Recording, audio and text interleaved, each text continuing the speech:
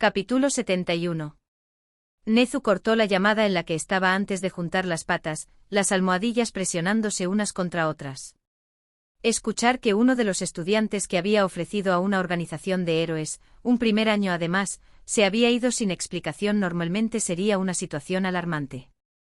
Saber que uno de los 10 mejores héroes del país se lo había llevado sin explicación lo hacía aún más preocupante. Los héroes más destacados no actuaban sin motivo. Eran faros, puntos destacados en una sociedad saturada de quienes luchan por ser reconocidos por las masas. Cuando se mudaron, el país se dio cuenta. Lo que entonces planteaba la pregunta ¿por qué Mirko había secuestrado a Deku? Bueno, dada la rapidez de todo, algo estaba pasando rápido. Algo debía estar ocurriendo activamente a un ritmo que habría sido demasiado largo de explicar. O mejor dicho, quizás, llevaría demasiado tiempo convencer a otros de lo que estaba pasando. A unos pocos selectos probablemente se había puesto en contacto con un mensaje sencillo: reunímonos en este destino en un plazo determinado, y quienes la conocían actuarían sin dudarlo. Intentar convencer a alguien para que venga en tu ayuda, o más importante aún, intentar convencer a varias personas para que se unan a tu lado puede ser una tarea larga y agotadora.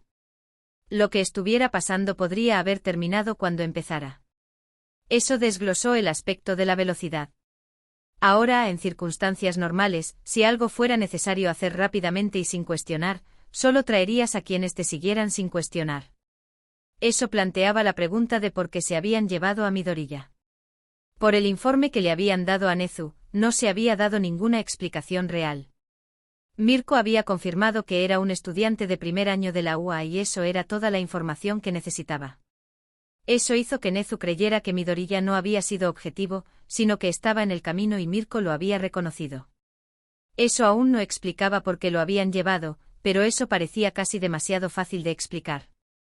¿Algo que ocurra inmediatamente y con lo que un estudiante de primer año pueda ayudar?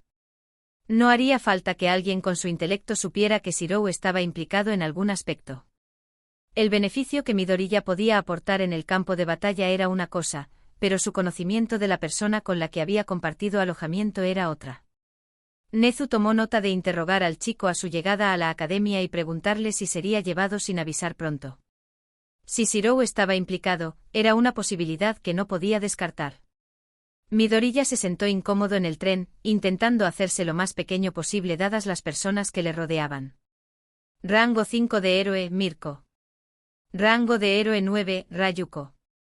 Héroe rango 23, Mt. Lady. Cada uno de ellos tenía un rango que decía mucho de su fuerza y prestigio.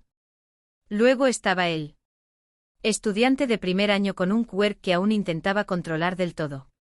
El 20% de su fuerza era todo lo que podía usar sin hacerse daño, látigos negros con los que había entrenado vigorosamente para controlarlos y sin embargo por sueños y susurros inaudibles parecía haber más. Se sentía tan fuera de lugar. Dado que habían conseguido asegurar un compartimento entero para ellos solos, realmente no había dónde esconderse. «¿Entonces nos vas a contar por qué nos convocaste?», preguntó Mt. Lady. «Solo he venido porque dijiste que esto aumentaría mi rango». Midoriya no pudo evitar asimilar esa información. «Si lo que me han dicho es cierto, te garantizo que tu rango subirá», respondió Mirko. «Si es verdad». «¿No lo comprobaste antes?», preguntó Mt. Lady. «No hubo tiempo», respondió Mirko. «¿Fue de una fuente fiable?», preguntó Rayuko. «No». «Así que nos están arrastrando a Deika City con información de una fuente poco fiable sobre algo que no confirmaste antes», resumió Mt. Lady. «¿Por qué no contactaste con ninguno de los héroes para verificar la información?» «Porque no sé si podemos confiar en nada de lo que digan». El silencio reinó ante la declaración de Mirko mientras los héroes profesionales sacaban lo que podían de esa información. Midoriya, naturalmente, también empezó a hacer deducciones. Se trataba de una investigación no oficial sobre una posible corrupción de héroes profesionales situados en la ciudad de Ica. Pero había algo que le faltaba, algo de lo que no era consciente. Al fin y al cabo, no traerías héroes profesionales del calibre de Rayuko y Mt. Lady a una misión para infiltrarse en héroes corruptos sin avisarles de la situación de antemano. Dado que Mirko había informado a Mt. Lady que su rango casi seguro subiría si lo que creía cierto estaba ocurriendo activamente. Mt. Lady había venido porque le habían dicho que su rango subiría, pero dada la posición actual de Rayuko, era menos probable que su rango subiera, así que había venido por otra razón a pesar de no haber recibido información. Lo único que se le ocurrió fue que Mirko la había llamado y le había dicho que era una emergencia y que Rayuko respondió sin cuestionar. Eso en sí mismo hablaba de un nivel de confianza entre ambos, el hecho de que Rayuko renunciaría a cualquier deber que se le exigiera con una sola llamada vaga. Dado que no se dio ninguna explicación hasta que estaban a bordo del tren, y además más de la mitad del camino hacia su destino real, mostraba cuánto influía la palabra de Mirko. Aún así, una investigación de esta magnitud parecía ridícula con solo 3 profesionales. Había intentado Mirko contactar con más, pero solo sus 2 allegadas habían respondido con tiempo suficiente para subirse al tren. O había buscado más, pero solo esos 2 acudían en su ayuda sin pedir más información.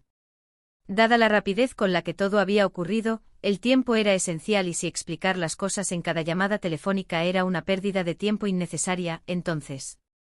«¿Sabes qué has estado murmurando, chaval?», dijo Mt. Lady, pillando a Midoriya desprevenido. «Ah, perdona», dijo Midoriya tímidamente mientras se frotaba la nuca.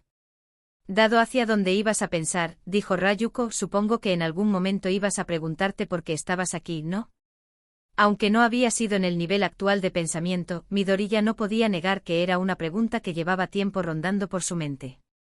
«Dado que rescataste a la chica flotante durante el festival, sacrificando tu propia oportunidad de ganar en el proceso, por mi parte me alegro de tenerte aquí», dijo Mt. Lady.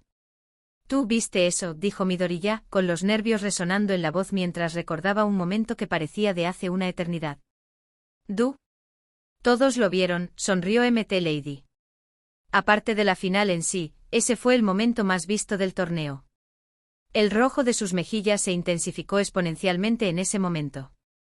«Aún así, eso no explica cómo contactaste y arreglaste que estuviera aquí con nosotros, o más importante aún, ¿por qué?», preguntó Rayuko mientras fulminaba con la mirada con la mirra, sabiendo perfectamente que algo no cuadraba. «Primero, no le contacté, le robé de la aburrida misión en la que estaba», declaró Mirko. Midoriya quiso reiterar lo que Ronin había dicho antes sobre cómo había ayudado a capturar a media docena de criminales fugados, pero se mantuvo callado. «En segundo lugar, necesito que esté atento a alguna prueba que los 3 podamos pasar por alto». «¿Qué pasaríamos por alto los 3?», preguntó Mt. Lady. «No es tanto lo que pasaríamos por alto, sino si hay algo que pudiéramos determinar que hizo un individuo en particular», aclaró Mirko. «Shirou está implicado», dijo Midoriya sin dudarlo. Midoriya no pudo evitar notar el pequeño escalofrío de Rayuko al mencionar el nombre de Shirou. «Lo he conseguido de un golpe», dijo Mirko, dedicando la más pequeña de las sonrisas al joven héroe en entrenamiento. «Espera, ¿cómo está implicado Shirou Emiya?», preguntó Mt. Lady, sabiendo perfectamente que cualquier cosa relacionada con el joven vigilante traería una gran cobertura mediática. «De alguna manera», empezó Mirko apretando los dientes, «Shirou ha estado guardando información no solo sobre los héroes de Deika City sino sobre la población en general. Dicha población sabe dónde está actualmente la Liga de Villanos y planean antagonizarlos para sacarlos de su escondite». Habría seguido, pero tuvo que levantar rápidamente la mano para evitar que Rayuko interrumpiera. «Aparentemente», continuó, «toda la población es una especie de culto que sigue la palabra de Destro, alguien que solía creer que todo el mundo debería poder utilizar el quirk al máximo en cualquier situación y donde los fuertes gobiernan a los débiles o algo así. Francamente tuve que hacer búsquedas rápidas en internet solo para tener alguna idea de en qué nos estaba metiendo». «¿Te refieres a lo que te metías sin conocer del todo el alcance de todo?». «Mira, Rayuko», espetó Mirko. «Estoy trabajando con información limitada que puede o no ser precisa en absoluto mientras intento considerar las consecuencias sobre si era mejor interferir en algo que quizá ni siquiera estaba ocurriendo». «Interferir», repitió Midoriya, señalando ese trabajo en particular antes de evaluar todo lo que había oído. «Shirou ya está allí». «Supuestamente», respondió Mirko sin querer decir nada más.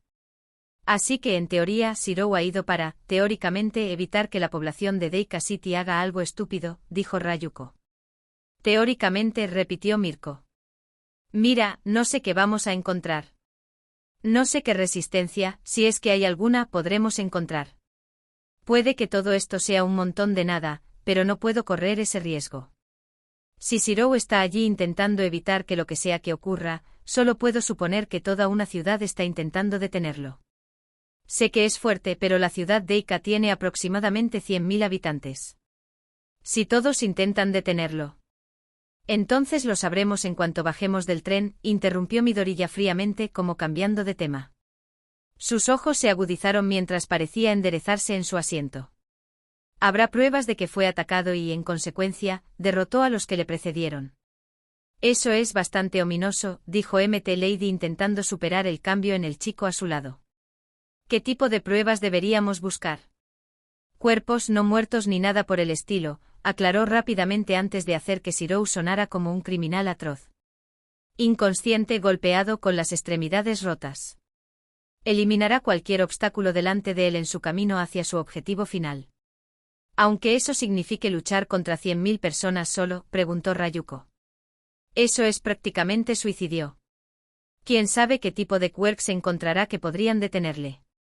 Incluso sabiendo el riesgo y lo ridículo que suena, eso no le detendría, ¿verdad?, preguntó Mirko mientras fulminaba con la mirada a Deku.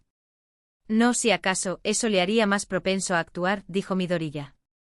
Bueno, estamos a unos 15 minutos de saberlo, dijo Mirko estirando los brazos por encima de la cabeza. Prepárate, ponte en forma y reza a quien creas. Puede que estemos entrando en el infierno y yo, por mi parte, voy a disfrutar cada minuto. Sus compañeros solo pudieron asentir, cada uno preparándose a su manera para lo que fuera que estuvieran a punto de encontrar. A todos los efectos, la mejor forma de describir las acciones de Shirou era la de un bailarín profesional. Había perdido la cuenta de la cantidad de enemigos que intentaron atacarle, cada uno con una técnica única para ellos y solo para ellos. Cada civil era maestro de su propio don, lo que significaba que cada individuo planteaba un nuevo desafío que no podía prever de antemano. Pero no importaba, pues se movía entre ataques tanto a corta como a larga distancia, la parte plana y posterior de sus espadas golpeando de lleno mientras incapacitaba a quienes se acercaban demasiado. Aunque había herido a muchos que se interpusieron en su camino, la gran mayoría permaneció fuera de su alcance. En cualquier otra circunstancia, dejar enemigos atrás sería un plan tonto. Sin embargo, no era un enfrentamiento normal en el que quizás solo luchaba contra una docena de individuos. Esta era una ciudad de gente toda en su contra. Aunque su resistencia no era nada para menospreciar, tenía que ser consciente de su objetivo. Cuanto más tiempo pasaba luchando para entrar en el pueblo, mayor era el riesgo. Mirando hacia un lado, vio como alguien con algún tipo de don basado en la fuerza arrancaba un farol del suelo antes de balancearlo con la facilidad de un bate de béisbol. Saltando sobre el arma improvisada, Shirou pudo oír algunos gritos de dolor de quienes estaban cerca de él y no pudieron evitar el ataque. «¡Idiota!», gritó un hombre en su zona de aterrizaje, con espinas que recordaban a espinas de puercoespín brotando de sus brazos en un intento de atravesarle. Shirou no reaccionó a las palabras del hombre mientras empujaba a Kansou contra la pared cercana, elevándose por encima del peligro de abajo y, al hacerlo, plantándose en el tejado. Inmediatamente tuvo que agacharse bajo una garra extendida usando el impulso del atacante contra él y lanzándolo desde la azotea. Sin siquiera mirar para admirar su trabajo, Shirou siguió moviéndose y, al hacerlo, esquivó el tacón impactante de alguien que había estado muy por encima de su línea de visión. Solo hacía falta un momento de duda y, antes de darse cuenta, todo podría irse al garete. Saltando de un tejado a otro, un cambio en el viento le avisó de peligro inminente y levantó a Kansou y Bakuya en defensa justo a tiempo para bloquear un tajo invisible. Aunque el ataque había sido parcialmente desviado, pequeños trozos de su ropa se separaron por la fuerza invisible. Shirou observó cómo el nuevo atacante blandía una guadaña y, aunque sus ojos pudieron fijarse en el arma, todo era un arma normal. Sin propiedades mágicas, nada especial en ello. Así que, mientras el atacante cortaba el aire delante de él en posición vertical, Shirou pudo deducir rápidamente que el arma era solo un conducto para su don. Saltando a un lado, vio cómo las tejas sobre las que había estado se partían como si hubieran sido cortadas solo con aire. Desafortunadamente para el individuo, esa era toda la información que Shirou necesitaba mientras se lanzaba hacia ellos. Girando la hoja a su alrededor, Shirou observó cómo se realizaban 3 movimientos distintos, cada uno con un ángulo de ataque diferente. Por ese ángulo y su posición, Shirou pudo deducir dónde estaba el ataque invisible y esquivar en consecuencia. Un arrastre hacia la izquierda, un pequeño salto antes de empujar violentamente con el pie izquierdo para saltar hacia la derecha. Con la mirada puesta únicamente en el oponente que tenía delante y en el peligro que representaba, se sorprendió cuando el techo bajo sus pies comenzó a licuarse, alguien usando su quirk fuera de su vista. Con el equilibrio temporalmente perdido, lo único que pudo hacer fue alzar las espadas frente a la cara para intentar bloquear un ataque que no había visto balancear. La tela de sus antebrazos y pecho se abrió cuando el ataque dio en el blanco. La sensación de sangre goteando sobre su piel no le resultaba ajena en absoluto y por ello, no dejó que esa sensación le detuviera. Quizá por eso su atacante se detuvo pensando que debería haber hecho más daño del que hizo. Sin embargo, cualquier otra persona no tenía su cuerpo reforzado mágicamente. Habiendo comprendido el estado de su equilibrio, Shirou se ajustó y se lanzó hacia adelante, cerrando la distancia antes de que pudieran alzar la guadaña de nuevo. El plato de Bakuya chocó contra su estómago antes de que el pomo de Kansou golpeara la nuca expuesta. Shirou se permitió la más pequeña de las respiraciones mientras su oponente caía inconsciente, su arma cayendo ruidosamente a su lado antes de salir disparado, sabiendo perfectamente que otro atacante le seguiría en cuestión de segundos. Aún quedaba mucho por hacer. El tren frenó hasta detenerse, los tres héroes y el héroe en entrenamiento esperando que los hubiera llevado a su destino. Por desgracia, no era especialmente así, ya que desde su punto de vista aún estaban a una docena de millas del andén. Para responder a sus preguntas no expresadas, la voz del revisor sonó por el interfono. Por favor, tengan paciencia con nosotros, damas y caballeros, un árbol ha caído sobre la vía y debe ser despejado para garantizar la seguridad de nuestros pasajeros. Los trabajadores de la plataforma cercana están en camino para ayudar en el asunto y pronto resolverá el problema. Por favor, permanezcan dentro del vehículo. Te agradecemos tu paciencia. ¿Qué te parece? Mirko preguntó al grupo. Nos detuvimos suavemente en lugar de que el piloto frenara de golpe, no fue que viera algo en la pista por casualidad, analizó Rayuko. Posible táctica para ganar tiempo. Es posible que haya algo en la estación que intenten ocultar, añadió Mt. Lady. Bueno, vamos a ver si nuestra corazonada es correcta o no, dijo Mirko con una sonrisa feroz mientras metía los dedos entre las puertas correderas, abriéndolas bruscamente antes de salir corriendo. Rayuko saltó transformándose inmediatamente en su poderosa forma de dragón mientras Mt. Lady se levantaba y agarraba una de sus garras. Deku, mientras tanto, respiró hondo para calmarse, aún sin salir del tren. Sinceramente no tenía ni idea de lo que les esperaba, pero si Shirou estaba allí, bueno, su antiguo compañero de piso no era de los que se lo llevaban con calma. Solo podía esperar que si estaba en combate no se pasara. Con ese último pensamiento, Deku saltó del carruaje, su látigo negro golpeando y agarrando un árbol cercano, permitiéndole subir y atravesar el aire. Era hora de ponerse a trabajar.